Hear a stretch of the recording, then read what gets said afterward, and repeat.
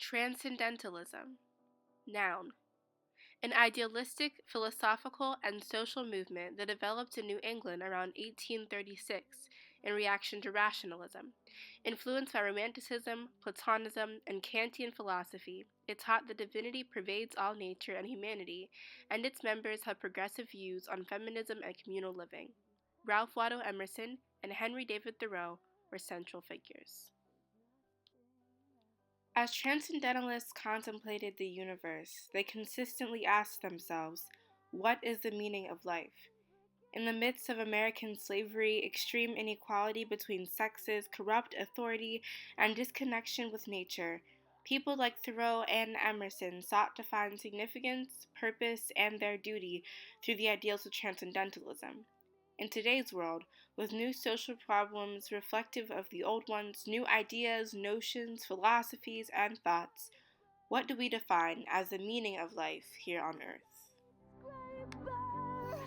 I don't think anybody knows what the meaning of life is. I think, for me, the meaning of life is to be good to each other, to enjoy yourself, to find meaningful work. I don't know what the actual meaning of life is. I don't think anybody knows. I think that's why we're all here, trying to figure it out. Maybe not the meaning of life, but the purpose of life is to do what you can to make the world, maybe just your community, a better place. To help out who you can, what you can.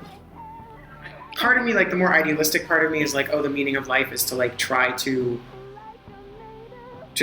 like change, adjust something in the world, even if it's just like moving somebody's mind to another place, or you know what I mean? It's probably something like that. My most idealistic part of me says that, and then the part of me that is not idealistic at all says that there is no meaning, and that we are simply repeating a biological cycle that, for some reason, is what we're doing. But that's kind of cynical, so I don't know actually. I guess like just living life to the fullest and just embracing the world around you, and Hakuna Matata, and go about your merry way. Don't be an ass. I mean, don't be a bad person. Don't. Yes. One of the main aspects of Transcendentalism was the rebellion against huge social issues of its time. The most prominent Transcendentalists were also abolitionists and feminists. They used the idea of transcending beyond reality to emphasize how beyond Earth, social equality existed and thrived. People are too prejudiced, and there's still so many financial situations that are just so problematic. Rich getting richer and poor getting poorer, same as it was years ago. And there's so much just brutality towards so many people still, and everyone's just oh yeah, we have somewhat fair wages, women can vote, but we're still having so many problems.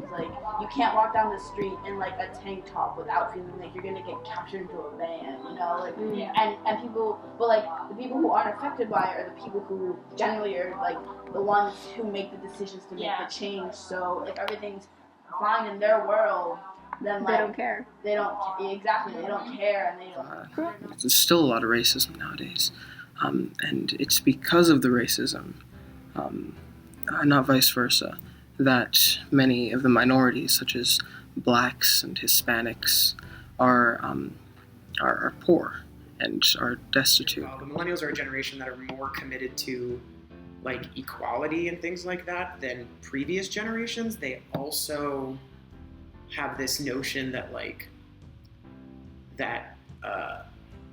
they've had this notion that they've been raised to be colorblind and are therefore uncomfortable broaching topics of race and injustice and inequality and stuff like that. They're committed to equality and they think it's a good ideal to pursue, but but they also have this idea, which is that if you just stop talking about racism, it won't be a problem anymore. Do you know what I mean? Poverty, divisions, racism, sexism, just inequality in general. Everyone should have equal opportunity. I think lack of education and lack of access to the appropriate sort of public services leads to violence and crime, and people just generally not being good to one another. So I think that's our biggest problem in America. I don't think that's the biggest problem in the world overall. I think intolerance is probably one of the other major societal problems. And this is mind-blowing. 48% of the millennials that were interviewed for this MTV survey, 48% said that they believed that discrimination against white people is just as much of a problem in the United States as discrimination against minorities. 48%. That's insane, right? Yeah. It's like an insane thing to think. As the Transcendentalist movement came to fruition, many of its major leaders sought to create inherently perfect societies, like that of Brook Farm. Society exists, of course not.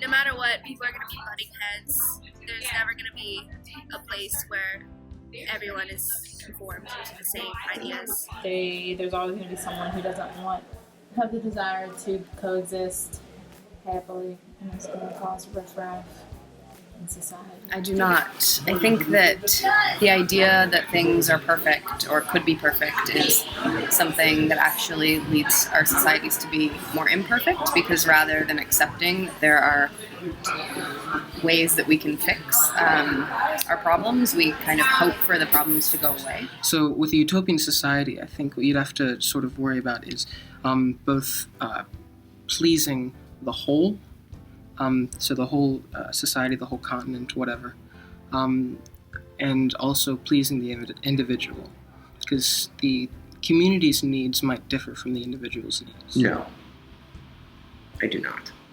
And I say that as somebody who, if it were possible to actually have like a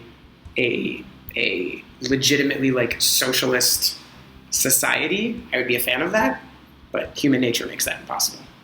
So I actually do believe that a utopian society is impossible. Star Trek is lying to us. It's never going to happen. No place is perfect. Could it exist? I don't know, maybe. Not really, probably not. But like, it definitely doesn't exist on this earth, at least